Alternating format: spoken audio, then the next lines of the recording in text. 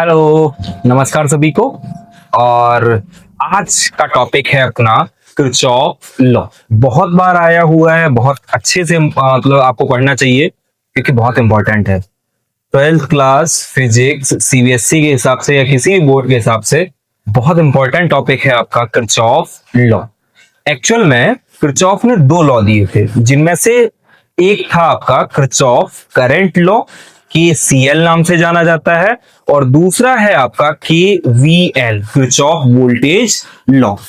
KCL का ही एक और नाम है जंक्शन रूल, और KVL का एक नाम है लूप रूल। KVL का ही दूसरा नाम क्या है? Loop rule. थोड़ा सा समझने का प्रयास करते हैं। एक्चुअल में इनकी जो रिजेम्बलेंस है, अगर आप उसको समझने का प्रयास करोगे, अगर कभी आपने फ्लूइड मैकेनिक्स को पढ़ा है, अगर 11th क्लास आप अच्छे से पढ़ के आए हो, तो फ्लूइड मैकेनिक्स जैसा ही कुछ काम है। जैसे बर्नौलीज थ्योरम पढ़ी थी हमने कि जितना पानी एक जगह से एंटर कर रहा है उतना ही बाहर निकलेगा, वेलोसिटी ऑफ फ्लक्स और लॉ वगैरह जो पढ़े थे हम लोगों ने, उसमें यही था कि जितना एंटर करेगा उतना ही बाहर निकलेगा।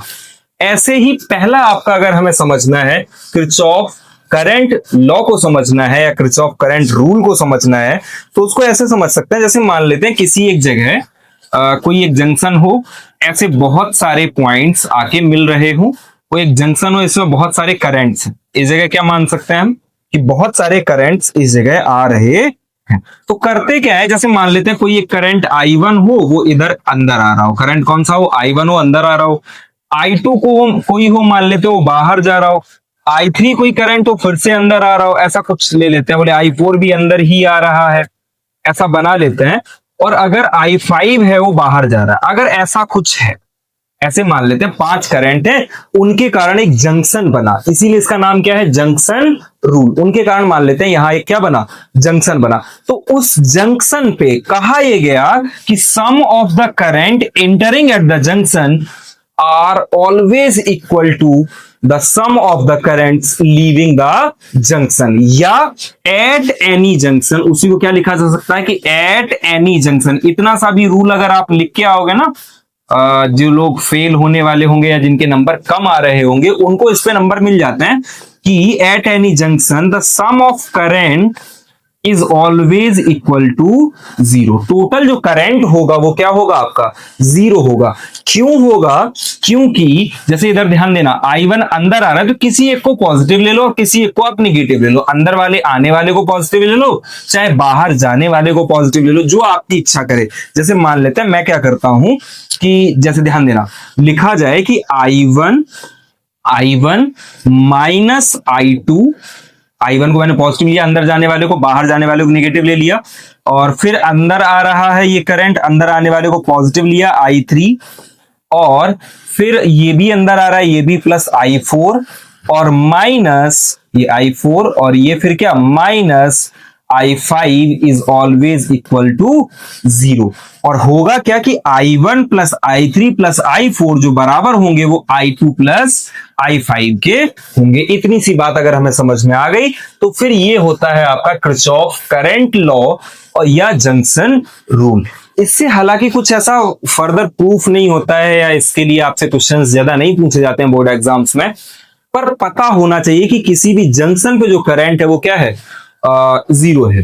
और इसका यूज कब करेंगे हम लोग? जब सर्किट डायग्राम्स बनाएंगे, तो सर्किट डायग्राम्स में करंट किस डायरेक्शन में जा रहा है और वो किसका सम होगा, इस चीज को निकालने का प्रयास करेंगे। अगला जो टॉपिक आएगा अपना व्हीटस्टोन ब्रिज, उसमें इस चीज को समझा जाएगा और वो समझ में भी हमें आ जाएगा।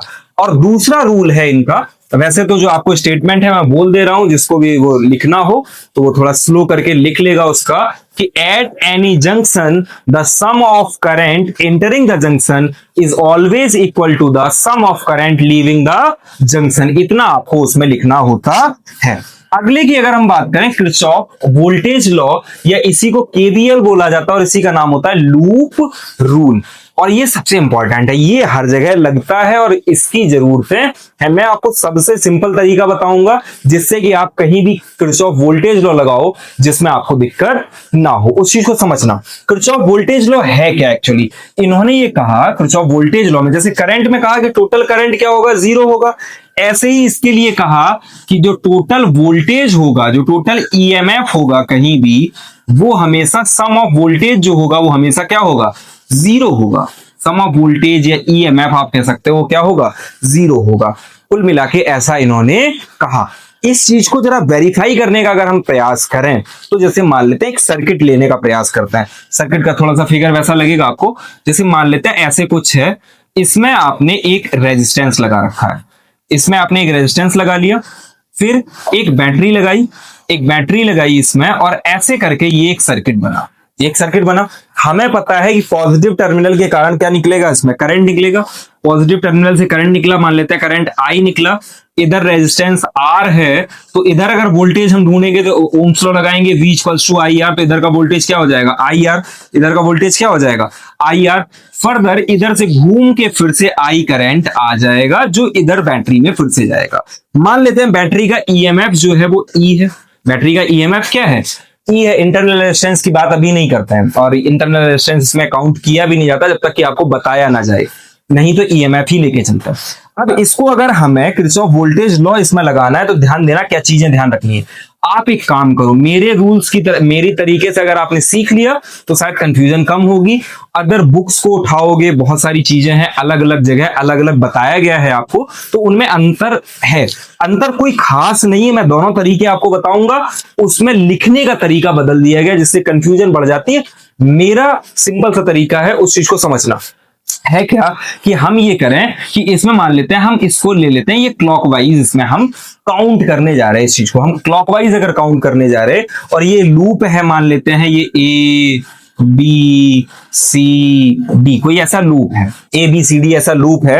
अगर हम उसमें बात करेंगे, ध्यान देना, अगर हम उसमें बात करेंगे, हम क्लॉकवाइज गए, हम क्लॉकवाइज गए, तो अगर आपसे पूछा जाए कि यहां से करंट निकला होगा पॉजिटिव, पॉजिटिव करंट, आपको क्या करना है, जहां पे भी करंट की डायरेक्शन में ये रेजिस्टेंस मिल जाए, जहां पे भी करंट की डायरेक्शन में रेजिस्टेंस मिल जाए, उसको आप क्या करना, पॉजिटिव लिख देना। जैसे इसको समझना, यहां मैं लिख रहा हूं, जो उसको पॉजिटिव लिख दिया, मान लेते हैं ये हुआ आई आर, वोल्टेज कितना हुआ, आई आर, और जो टर्मिनल आपसे पहले टकरा जाए, ऐसे आते समय जो टर्मिनल पहले टकरा जाए वो सिंबल लगा देना आपको। तो ये वाला टर्मिनल क्या होगा, निगेटिव, और ये वाला टर्मिनल क्या होगा, पॉजिटिव।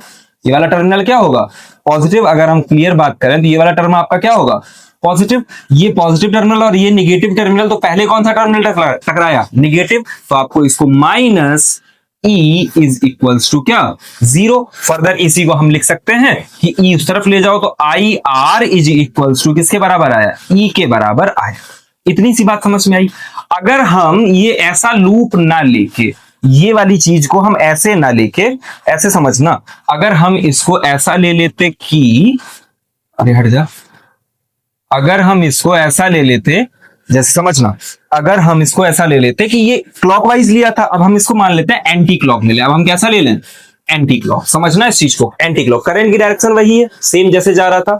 अब करंट की डायरेक्शन के अगर अपोजिट जा रहे हैं आप, जैसे आपने एंटी क्लॉक लिया तो अपोजिट आ रहे हैं ना, तो आप अपोजिट अगर आ रहे हो तो उसको क्या लिखोगे, माइनस। तो आपको करना क्या है कि जब दूसरा केस देख रहे हैं तो उसमें करेंगे क्या कि माइनस आई आर, क्या होगा, माइनस आई आर, और फिर जब आप घूम के आओगे तो यहां कौन सा टर्मिनल टकराएगा, पहले आपसे पॉजिटिव टर्मिनल टकराएगा, तो प्लस क्या लिखोगे आप, E इज इक्वल्स टू क्या, जीरो। और इसको फर्दर आई आर को उस तरफ ले जाओ तो ये ऐसे नहीं बन जाएगा, E equals to minus I R. Means आप सिंबल कोई भी ले लो, किसी के लिए भी। बट अच्छा, एक और चीज है, अपने एग्जाम्स में बचने के लिए, जैसे कोई टीचर कभी कभी खड़ूस होता है, थोड़ा उसको नहीं समझना होता है इस चीज को, आप इस सिंबल को ना ही बनाना। अगर इसको नहीं बनाओगे और आपको ये रूल पता है, आपने पीछे रफ में बना लेना, और ये रूल पता है, तो आपका आंसर कभी भी गलत नहीं आएगा। तो ये थे आपके दो रूल, एक था किरचॉफ वोल्टेज लॉ और एक था किरचॉफ करंट लॉ। थोड़ा कॉम्प्लिकेटेड सर्किट्स को समझने के लिए थोड़ा आसान बनता है, और ये किसी एक लूप में लगता है, और इस लूप के लिए सम ऑफ पोटेंशियल जो होता है वो क्या होता है, आपका बराबर होता है। इतना सा हमें याद रखना होता है। इससे रिलेटेड न्यूमेरिकल्स तो नहीं होते, इससे बेस्ड आपके चीजें हैं। उनमें से एक है आपका व्हीट स्टोन ब्रिज को समझना, इसी से आसान हो जाता है। मीटर ब्रिज को समझना आसान हो जाता है, और बहुत सारे इलेक्ट्रॉनिक सर्किट्स को समझना आसान हो जाता है। उन सर्किट्स के लिए आपको करना क्या होता है कि किरचॉफ वोल्टेज लॉ लगाओगे, आप करंट निकाल पाओगे या सारी चीजें निकाल पाते हैं। तो उनके लिए न्यूमेरिकल्स की प्रैक्टिस करते रहिए। मैं आपको इस वीडियो के साथ कुछ न्यूमेरिकल्स लिंक दे दूंगा, जिसमें पीडीएफ होगी, उसको आप देखना, सर्च करना, मतलब देखना और सॉल्व करने का प्रयास करना। जहां ना समझ में आया हो वहां पूछिए और पढ़ते रहिए मन लगा के।